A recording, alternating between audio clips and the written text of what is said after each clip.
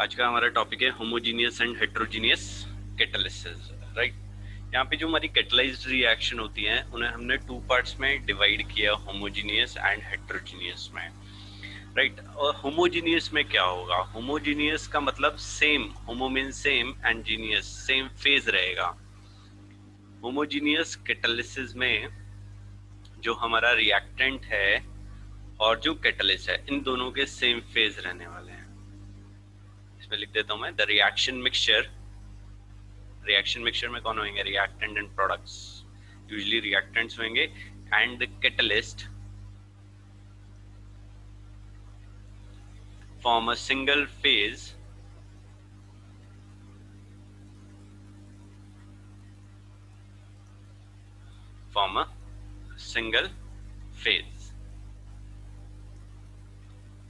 Single phase या same phase मतलब अगर मेरा लिक्विड स्टेट में है या यूजुअली गैशियस स्टेट में है, रिएक्टेंट्स भी मेरे गैशियस स्टेट में रहेंगे और कैटलिस्ट भी मेरा गैशियस फेज में होगा।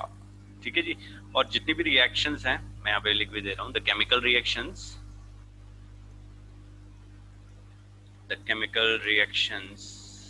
taking place in gases or liquid solution are mostly homogeneous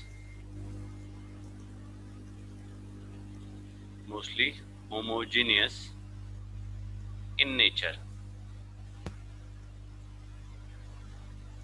They are usually homogeneous in nature. Example लेते हैं हम, जैसे हमने यहाँ पे क्या किया, सल्फर डाइऑक्साइड लिया, इसका हमने ऑक्सीडेशन कर दिया, राइट। हमने इसे ऑक्सीडेशन किया in the presence of a catalyst nitric oxide NO which is in the gaseous state, ये रहेगा और वो बना देगा हमारा SO3।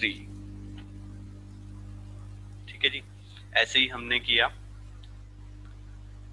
शुगर लिया, C सुक्रोज लिया, C12H22O11, this is in the aqueous state, और यहाँ पे हमने इसका हाइड्रोलिसिस किया इन द एसिडिक मीडियम। ठीक है जी। यहाँ पे हम क्या करेंगे, सल्फ्यूरिक एसिड, एसिडिक मीडियम रखेंगे, सल्फ्यूरिक एसिड डाला तो ये हमारा कन्वर्ट हो जाता है ग्लूकोज में और फ्रक्टोज में, C6H12O6। मॉलिक्यूलर फॉर्मूला सेम है बट यहाँ पे फंक्शनल ग्रुप्स डिफरेंट होते हैं, स्ट्रक्चरल वेरिएशंस आते हैं। ग्लूकोज में हमारा एल्डिहाइड ग्रुप होता है और फ्रक्टोज में हमारे पास कीटोनिक ग्रुप प्रेजेंट होता है। ठीक है जी। तो ये हो गए हमारे कुछ एग्जांपल्स होमोजेनियस कैटालिसिस के, राइट। और इसके अंदर होता क्या है, यहाँ पे हमारे पास इंटरमीडिएट कंपाउंड थ्योरी, मतलब यहाँ पे हमारे पास क्या होता है, एक इंटरमीडिएट बनता है। ठीक है, इंटरमीडिएट कंपाउंड बनेगा और उसके बाद हमारा फाइनली प्रोडक्ट बनता है और इसे हम बोलते हैं इंटरमीडिएट। तो यहाँ पे हम लिखते हैं theory of homogeneous catalysis.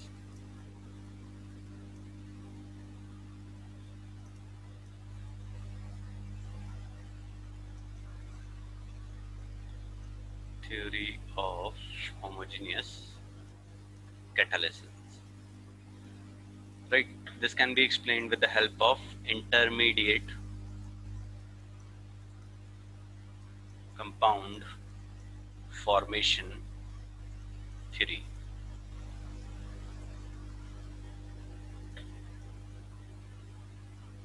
Right. इसमें होता क्या है, इसमें हमारा एक रिएक्टेंट होगा, वो कैटलिस्ट के साथ कंबाइन करेगा, राइट।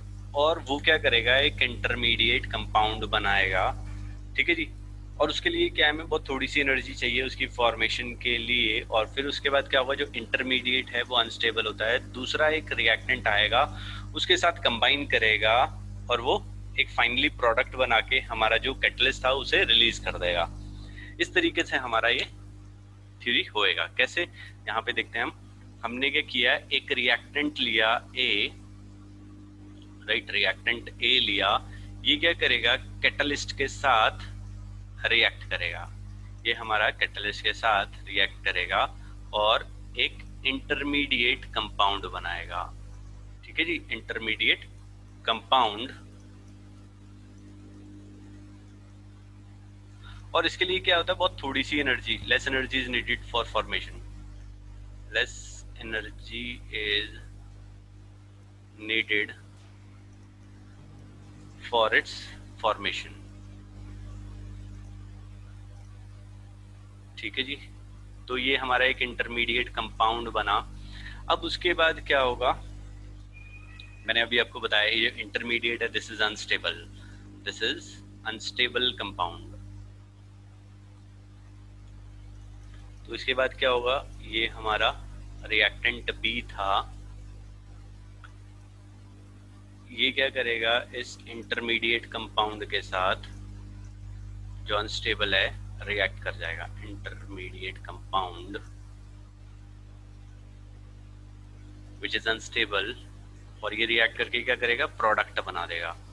प्रोडक्ट क्या बनेगा, ए बी, और साथ में जो हमारा कैटलिस्ट यूज हुआ था वो इसने वापस एज इट इज रिलीज कर दिया, राइट। तो कैटलिस्ट ने क्या किया, अपनी एक्टिवेशन एनर्जी का यूज किया, मतलब उसने अपनी ऑक्सीडेशन स्टेट चेंज किया होगा और उसके बाद एज इट इज ये आ गया। देखते हैं, अभी देखो मैंने यहाँ पे आपको ऑक्सीडेशन कराया था, किसका कराया था, SO2 का एक एग्जांपल कराया था। तो उसी का ऑक्सीडेशन करते हैं, oxidation of SO2 to SO3, oxidation of SO2 to SO3 in presence of NO, right. ये हमने यूज किया था। तो इसमें होगा क्या रिएक्शन, हमारा ये O2 था, this was in the gaseous state, ये क्या करेगा 2NO के साथ, दिस वाज कैटलिस्ट, कैटालिस्ट, ये क्या था हमारा O2 रिएक्टेंट था, ये इसके साथ रिएक्ट करेगा कैटलिस्ट के साथ और क्या बना देगा 2NO2। This is an intermediate compound, intermediate compound, this is intermediate compound. अब उसके बाद क्या होगा, NO2 ये क्या करेगा, SO2 दूसरा रिएक्टेंट है, दिस इज रिएक्टेंट, इसके साथ रिएक्ट करेगा और बना देगा SO3, this in the gaseous state, और नाइट्रिक ऑक्साइड हमारा वापस से रिलीज हो गया, दिस वाज कैटलिस्ट, और फाइनली ये हमें प्रोडक्ट मिल गया। तो इस तरीके से हम इसे समझा सकते हैं through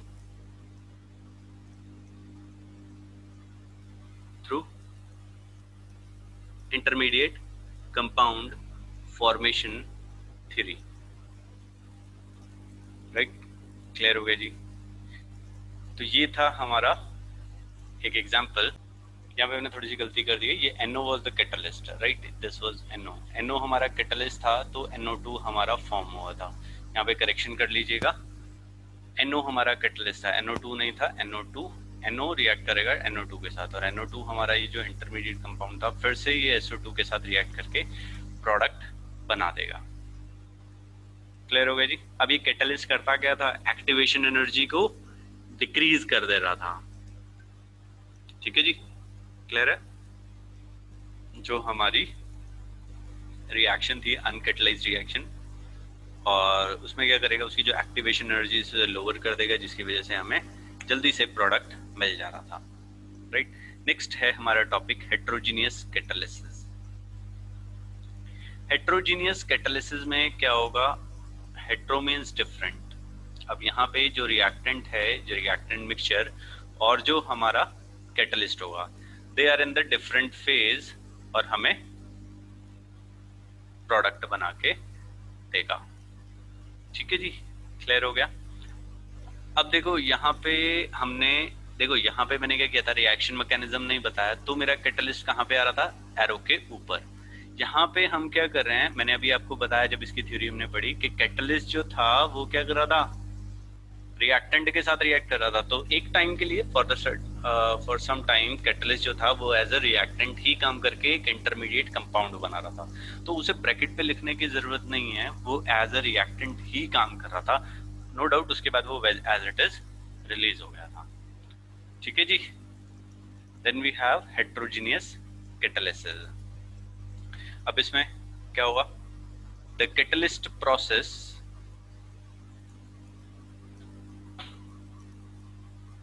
catalyst process in which the reaction mixture and the catalyst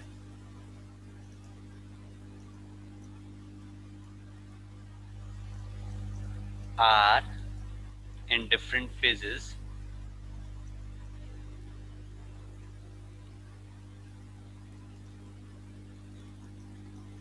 is known as heterogeneous catalysis. Heterogeneous catalysis.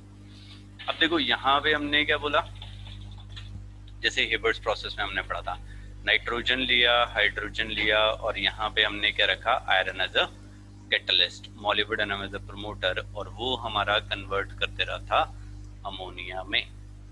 Right. Oswald process में हमने क्या यूज किया था, या कॉन्टैक्ट प्रोसेस में, ऑसवाल्ड में हमने प्लैटिनम रखा था, और कॉन्टैक्ट प्रोसेस में हमने दो चीजें रखी थी, प्लैटिनम भी रख सकते थे या V2O5 का भी यूज कर सकते थे.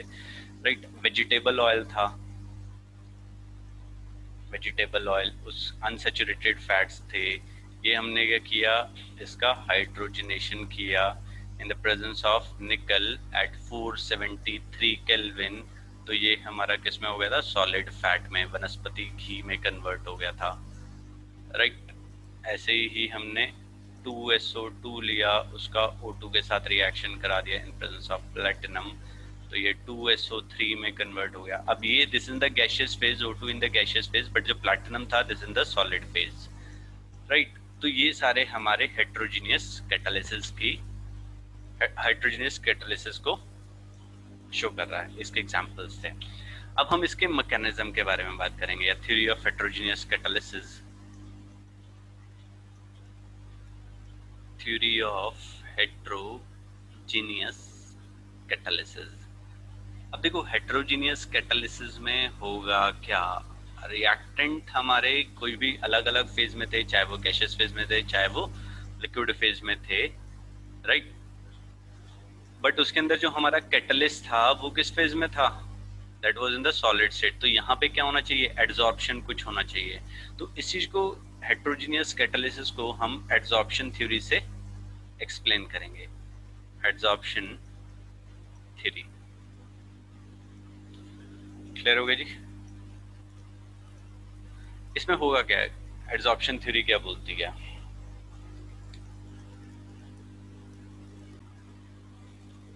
अब ये सारा डायग्राम है, हम यहाँ पे ये चीज करेंगे. राइट. इसमें क्या होगा, जो हमारे रिएक्टेंट्स थे, they are usually reactant molecules are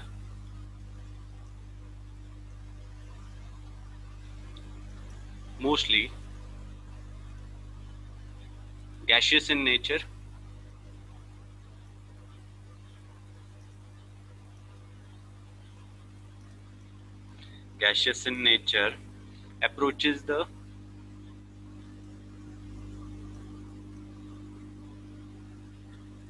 approach the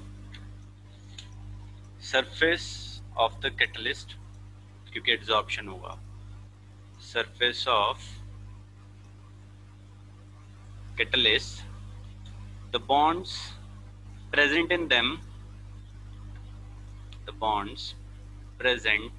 in them, cleave, and these are adsorbed on the surface of the catalyst.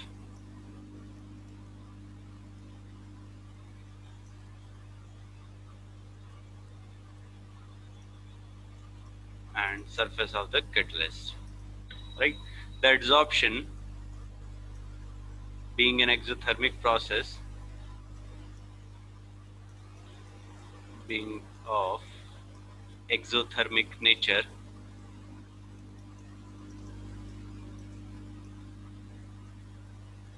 The heat evolved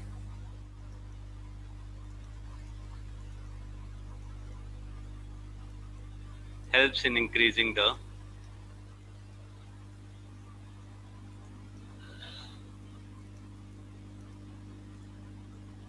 chemical activity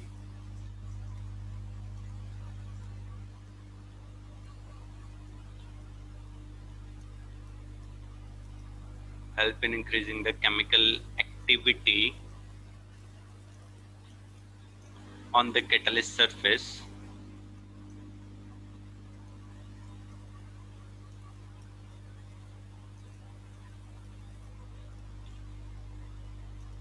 The adsorbed species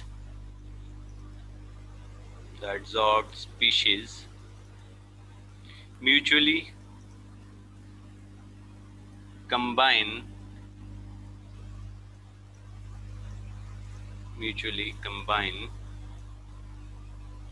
to form an activated complex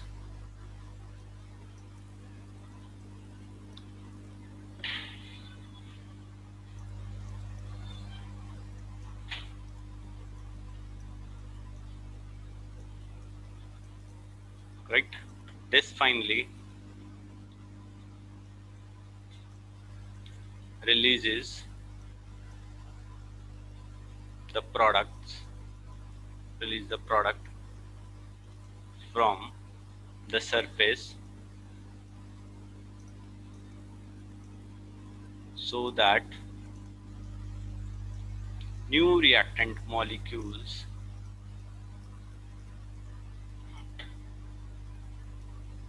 may be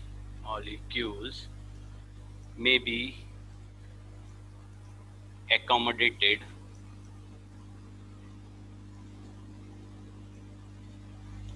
on the surface. Right, clear हुआ क्या किया इन्होंने? यहाँ पे ये हमारे पास reactant था, catalyst था, रिएक्टेंट्स थे. अब क्या हुआ? सबसे पहला काम एड्सॉर्प्शन होगा ए और बी का. इनके बीच में जो बॉन्ड थे, ए और बी के बीच में जो बॉन्ड थे वो ब्रेक करे, जिसकी वजह से क्या हुआ? हीट रिलीज हुई एड्सॉर्प्शन की वजह से. और ये क्या करेगा? इस कैटलिस्ट के एक्शन को एनहांस करेगा. उसके बाद क्या होगा? जब वो हीट रिलीज हुई तो उसने क्या किया? ए और बी इंटरमीडिएट कंपाउंड बनाने में हमें हेल्प कर दिया. और उसके बाद क्या होगा? डिसॉर्प्शन हो जाएगा. पहले एड्सॉर्प्शन हुआ, फॉर्मेशन ऑफ एक्टिवेटेड कॉम्प्लेक्स हो गया, और उसके बाद क्या हो गया? डिसॉर्प्शन हो गया. राइट. और फाइनली हमें प्रोडक्ट मिल गया. राइट. तो अब हम पढ़ेंगे, देखो ये चीजें जो सारी की सारी चीजें थी 5 स्टेप में हुई. पहले एड्सॉर्प्शन हुआ, उसके बाद क्या हुआ? हमारा बॉन्ड्स ब्रेक करके, ठीक है, सारे के सारे पॉइंट्स मैं बताता हूँ कैसे एक एक कर. ठीक है जी. सो मैकेनिज्म क्या था? First point, mechanism of heterogeneous catalysis. A point,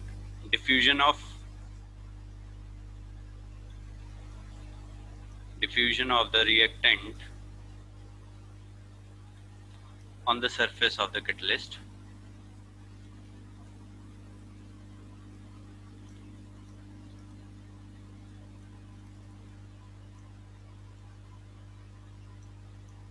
B, some association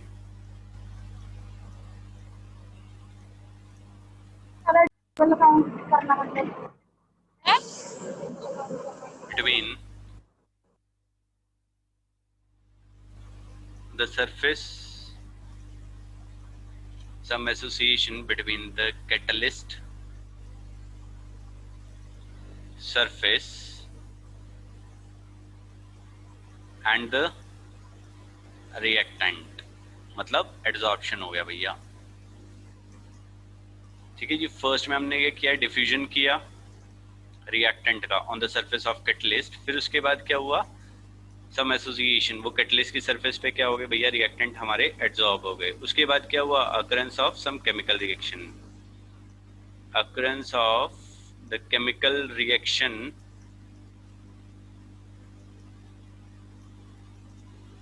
on the catalyst surface, on the catalyst surface. D होता है हमारा dissociation of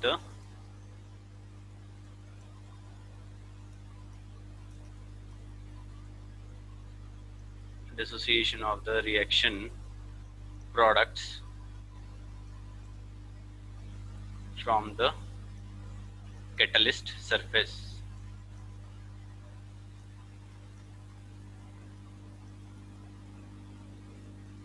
That is desorption. और उसके बाद क्या होगा? डिफ्यूजन। डिफ्यूजन ऑफ, यहाँ पे पहले क्या होता है? रिएक्टेंट, अब यहाँ पे product. diffusion of the product from the catalyst surface.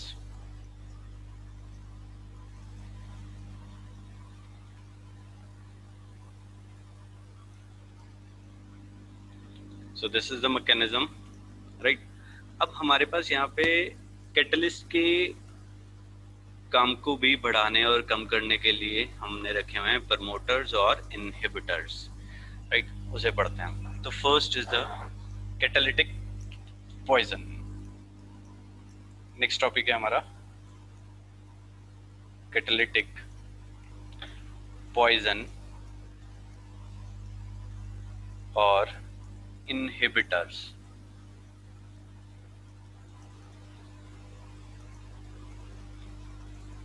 ये क्या करते हैं? कैटालिटिक या कैटलिस्ट के एक्शन को सप्रेस करते हैं, ठीक है? जहां पे हम चाहते हैं कि मेरा रिएक्शन जो हो कंट्रोल्ड मैनर में हो, वहां पे हम इसे यूज करते हैं। तो इनके बारे में लिख लेते हैं। These are the substances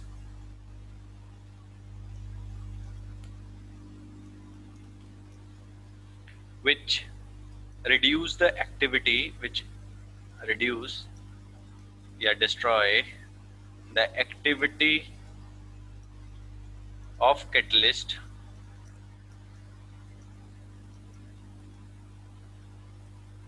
by their presence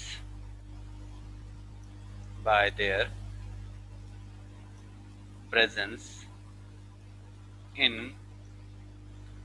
chemical reactions, right? इन्हें हम नेगेटिव कैटलिस्ट भी बोलते हैं, नेगेटिव कैटलिस्ट,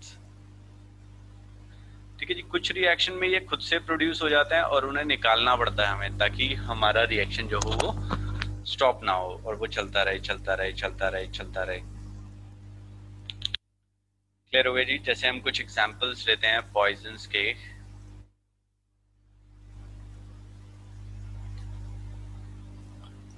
फर्स्ट लिया हमने traces of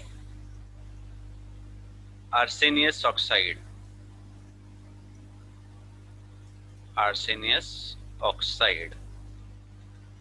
AS2O3, right? In contact process, ठीक है जी। H2SO4 बनाया था हमने इसे। In contact process to reduce the activity of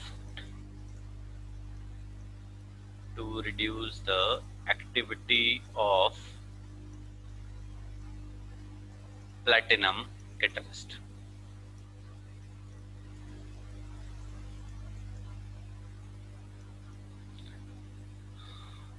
right?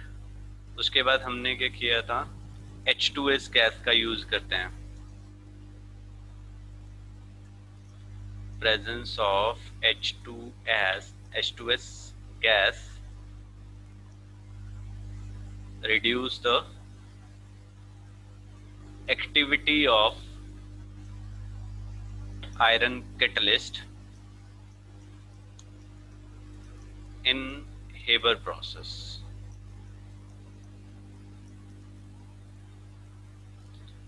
Haber process से हमने अमोनिया बनाया था, ठीक है जी। उसके बाद ये BaSO4 बेरियम सल्फेट का यूज करते हैं, act as a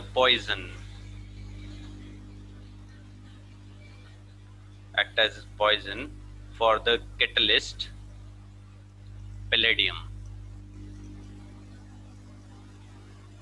in controlled reduction of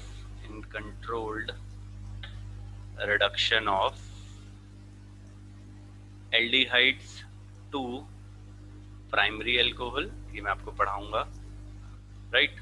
और कहाँ पे यूज करते हैं हम बेरियम सल्फेट का? In reduction of alkenes to alkynes to alkenes, ठीक है, जैसे हम लिंडलार्स कैटलिस्ट पढ़ते हैं, बाद में बताऊंगा डिटेल, ठीक है। Next we have catalytic promoters. Promoter, promote क्या करेगा? ये कैटालिटिक एक्शन को प्रमोट करेगा, मतलब कैटलिस्ट के लिए कैटलिस्ट का काम करेगा ये, right. These are helpful in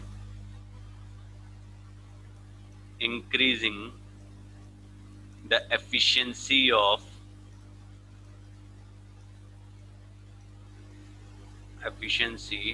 the catalyst, ठीक है जी, क्लियर हो गया जी।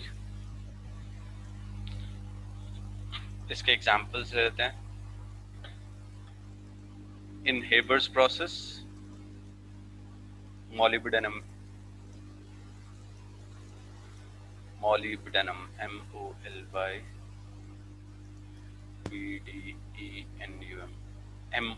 molybdenum increases the efficiency of finely divided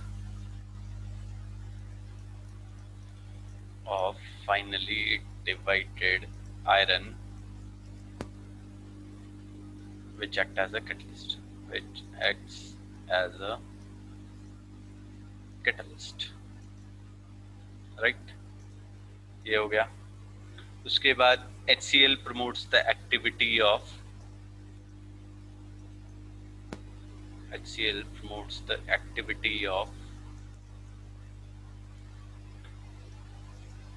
AlCl3 catalyst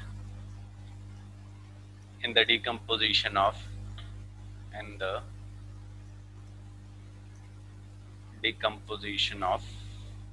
paraffins,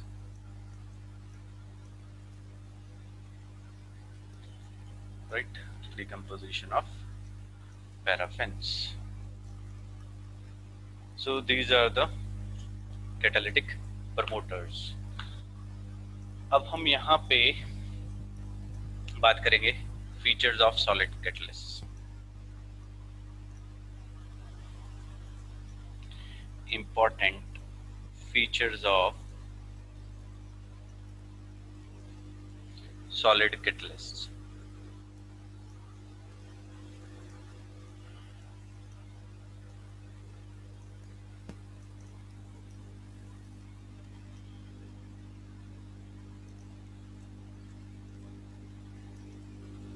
right, important features of solid catalyst.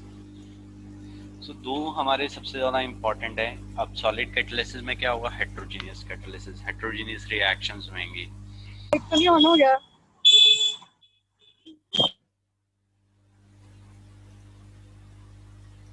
Right. तो सबसे दो इंपॉर्टेंट फीचर्स क्या है? एक्टिविटी और दूसरा है selectivity.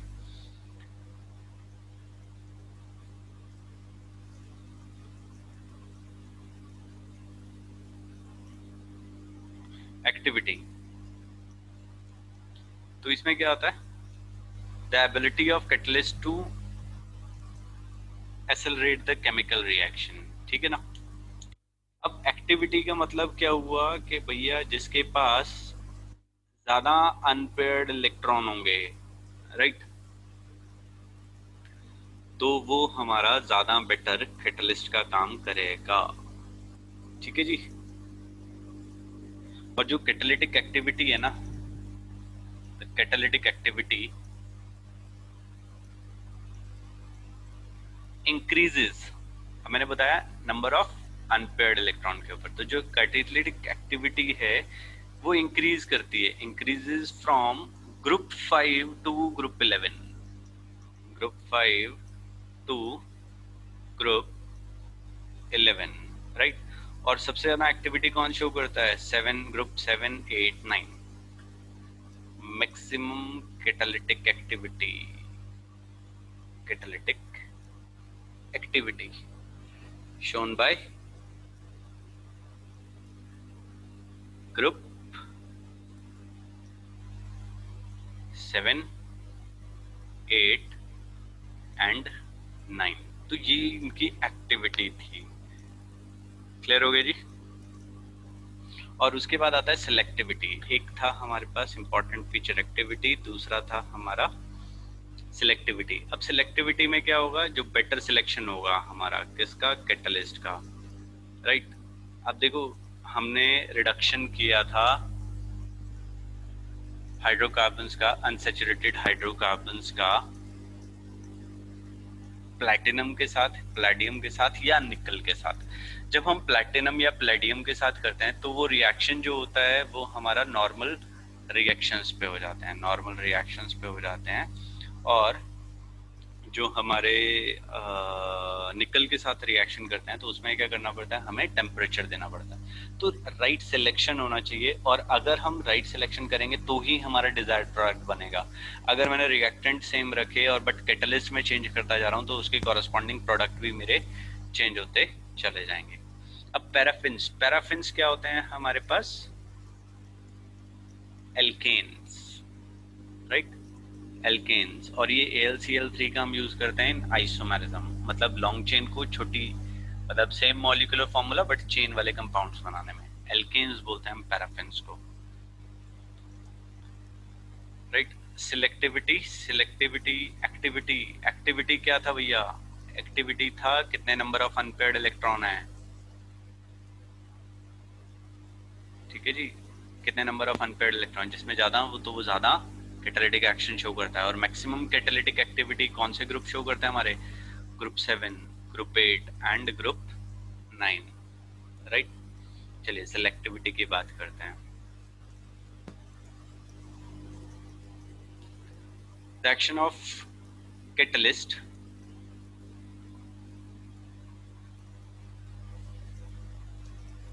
the action of catalyst is quite selective, quite selective, and may catalyze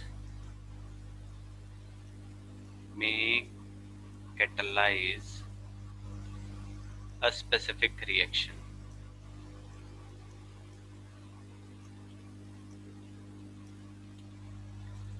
right. Clear हो गया जी।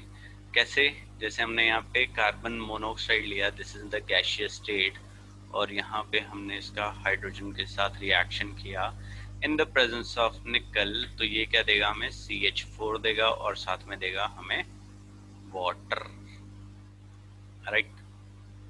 उसके बाद हमने क्या किया, कार्बन मोनोऑक्साइड लिया, उसका हमने रिएक्शन कराया फिर से हाइड्रोजन के साथ, बट यहाँ पे हमने कैटलिस्ट चेंज कर दिया है। यहाँ पे हमने क्या किया, कॉपर जिंक कपल डाल दिया और इन द प्रेजेंस ऑफ Cr2O3, तो ये क्या देगा हमें, CH3OH मिथाइल अल्कोहल दे देगा, राइट। ऐसे ही हमने क्या किया, कार्बन मोनोऑक्साइड लिया और उसका हाइड्रोजनेशन किया in the presence of copper, यहाँ पे हमने कॉपर कैटलिस्ट रखा, तो ये क्या देगा हमें, HCHO एल्डिहाइड बना के दे देगा। क्लियर है जी। तो ये थे हमारे सिलेक्टिविटी, रिएक्टेंट्स मेरे सेम थे बट यहाँ पे हमने कैटलिस्ट डाला तो अलग अलग हमें प्रोडक्ट्स मिलते जा रहे हैं, राइट। नेक्स्ट टॉपिक है हमारा zeolites and shape selective catalysis, and this is an important topic, important topic है। यहाँ पे बहुत सारे क्वेश्चंस आते हैं, यहाँ से यूजुअली जनरल क्वेश्चन आते हैं बट यहाँ से मैक्सिमम चांसेस होते हैं कि क्वेश्चंस पूछ लिया जाता है। What are zeolites, right. zeolites are also known as shape selective catalysis, जो मैं अभी सब इसके अंदर बताऊंगा आपको। zeolites are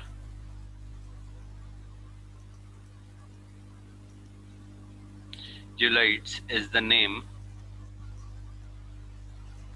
given to some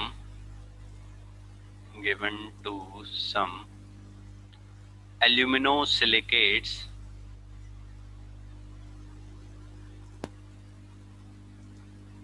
silicates of metals with general formula with general formula m x upon n AlO2 x SiO2 y Z H2O, right?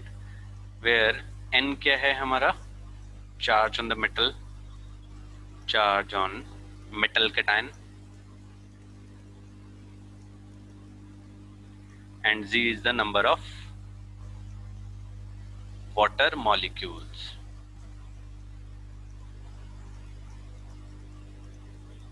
Right, clear हो गया जी।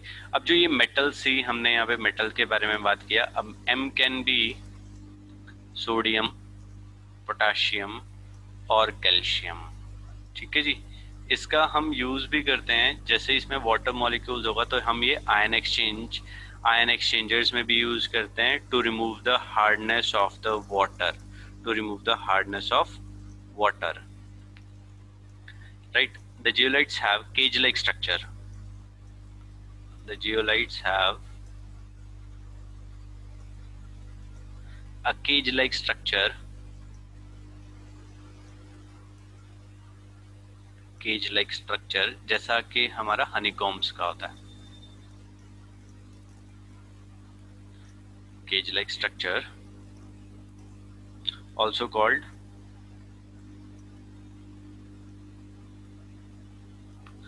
honeycomb-like structure,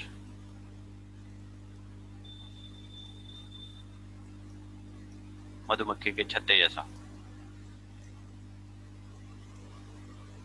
in which the size of pores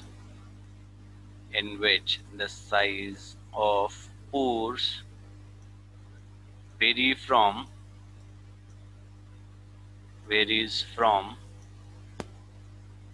200 picometer to 740 picometre, right? Clear हो गया जी। अब इसमें ध्यान रखना है कि जो पोर साइज है ना, हमें रिएक्टेंट के जो हमारे साइज हैं और पोर्स के साइज हैं वो ऑलमोस्ट सेम होने चाहिए, ताकि वो एक तरफ से घुसे और वो वहां पे अंदर वाली सरफेस पे एड्सॉर्ब होए और दूसरी तरफ से प्रोडक्ट बन के हमारा निकल जाए। क्लियर हो गया जी। अगर उसका साइज बड़ा होगा तो वो घुसेगा नहीं, छोटा साइज होगा तो वो एज इट इज स्लिप हो जाएगा, तो काम नहीं बनेगा। क्लियर हो गया जी। तो हम यहाँ पे लिख देते हैं only the reactant molecules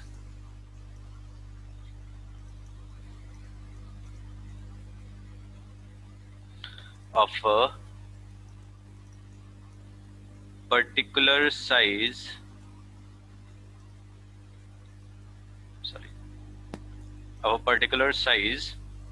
and shape can enter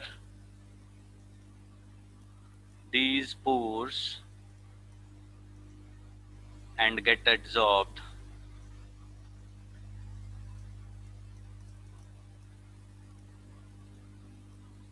and participate in reaction.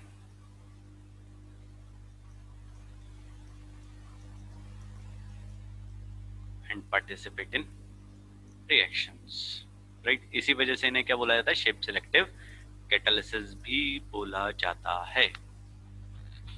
Clear हो गया जी। तो इसका डेफिनेशन लिख लेते हैं हम। The catalytic reaction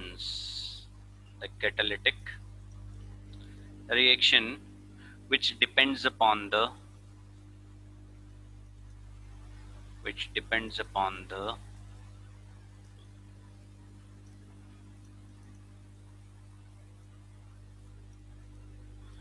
depends upon the pore structure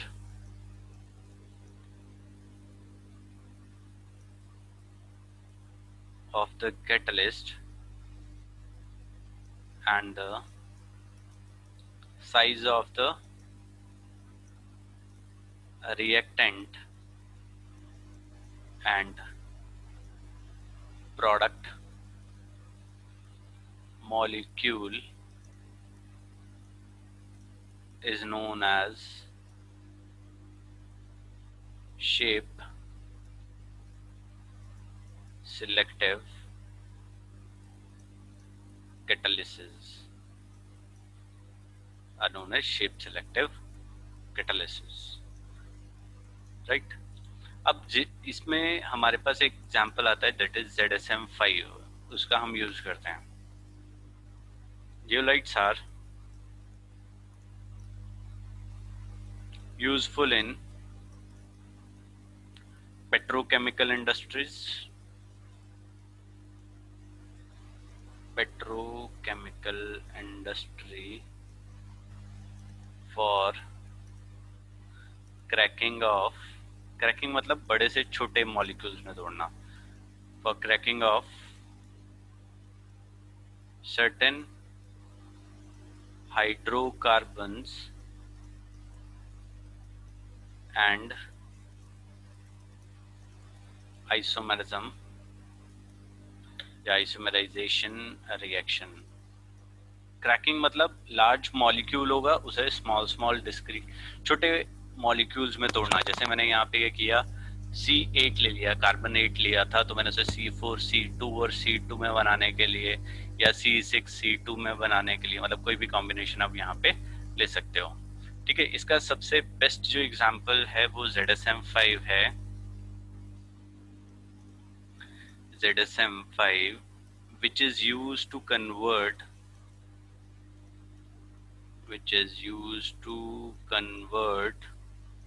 methanol to gasoline, methanol to gasoline। अब गैसोलीन होता है हमारा पेट्रोल, राइट। XCH3OH हमने यहाँ पे ZSM5 का यूज किया और वो इसे कर देगा कन्वर्ट ऑक्टेन में, राइट। C8H18, क्लियर हो गया जी, हाई ऑक्टेन। तो ये हम यूज कर सकते हैं। अब हम पढ़ेंगे यहाँ पे नेक्स्ट टॉपिक है हमारा, बहुत इंपॉर्टेंट है फिर से, एंजाइम कैटालिसिस। एंजाइम, अब हम बायोकेमिकल में घुस जाएंगे हमारी बॉडी में, है ना, या इन्हें हम बोल सकते हैं बायोकेमिकल कैटालिस्ट।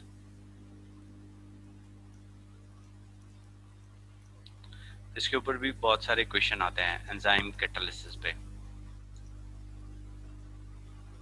ठीक है, एंजाइम्स होते क्या हैं? नाइट्रोजीनियस कंपाउंड्स जो ह्यूमन बॉडी या प्लांट बॉडी में होते हैं।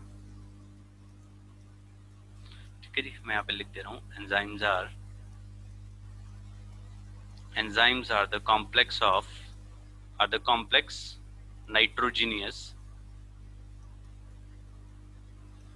nitrogenous compounds which are produced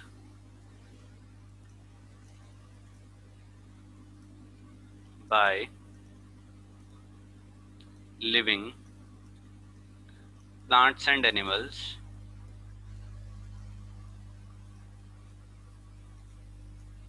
these are proteins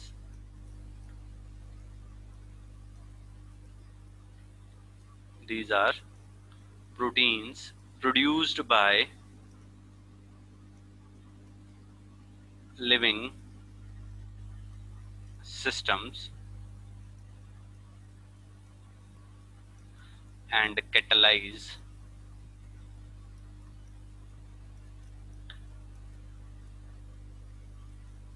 certain biological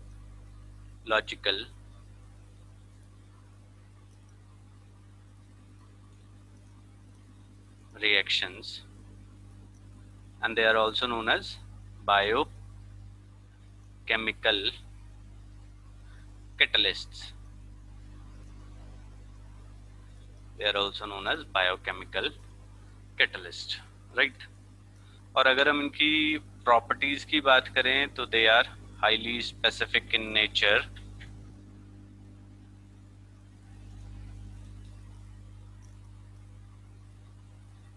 right.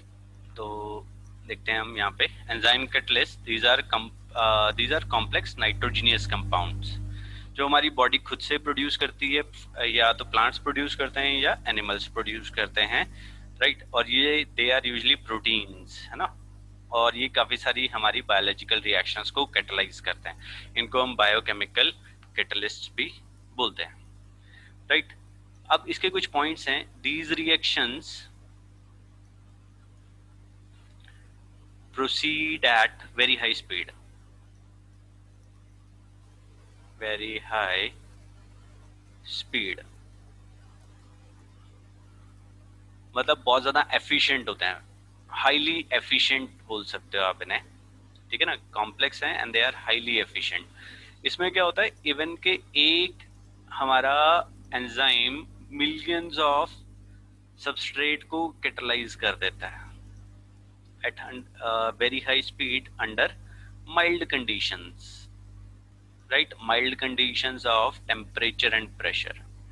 देखो पर्टिकुलर टेम्परेचर है और प्रेशर पीएच है। अब हमारी बॉडी, किसी को बुखार हो जाए तो क्या होता है, हमें खाना खाने का मन नहीं करता, ऐसा लगता है भूख ही नहीं लग रही है ना। और किसी को अगर एसिडिटी हो जाए तो भी ऐसा लगता है कि यार नहीं, हमारी बॉडी का पीएच चेंज हुआ तो फिर से क्या हुआ, एंजाइम का जो प्रोसेस था जो था वो बहुत स्लो हो जाएगा, they are highly specific and highly efficient। ठीक है जी, ये चीज का ध्यान रखिएगा, they are highly specific, right, and very efficient। तो यहाँ पे हम देखते हैं अलग अलग रिएक्शंस करेंगे, यहाँ पे हमें कैटलिसिस का रिएक्शंस। फर्स्ट इन्वर्टेज का हम यूज करते थे। इन्वर्टेज क्या करेगा, सुक्रोज हमने लिया C12H22O11 sucrose, right, aqueous state में, और यहाँ पे हमने वाटर लिया लिक्विड स्टेट में, यहाँ पे कैटलिस्ट डाल दिया हमने इन्वर्टेज। ये क्या करेगा, ग्लूकोज और फ्रक्टोज में कन्वर्ट कर देगा, C6H12O6 plus C6H12O6, glucose and fructose, hydrolysis of sucrose, ये था। उसके बाद हमने क्या किया, डाइस्टेज का यूज करेंगे। वो क्या करता है, हमारा स्टार्च को माल्टोज में कन्वर्ट कर देता है, C6H10O5, this is starch, NH2O, diastase. ये किस में कन्वर्ट हो गया, NC12H22O11, ये आ गया हमारा एक्वस स्टेट में, राइट। और ये क्या है हमारा माल्टोज।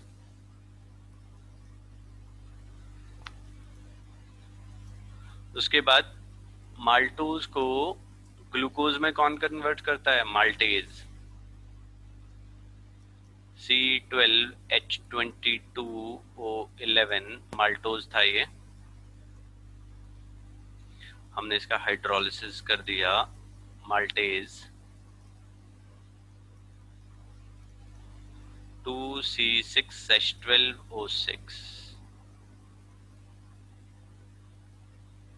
ग्लूकोज में कन्वर्ट हो गया। जाइमेज, ग्लूकोज को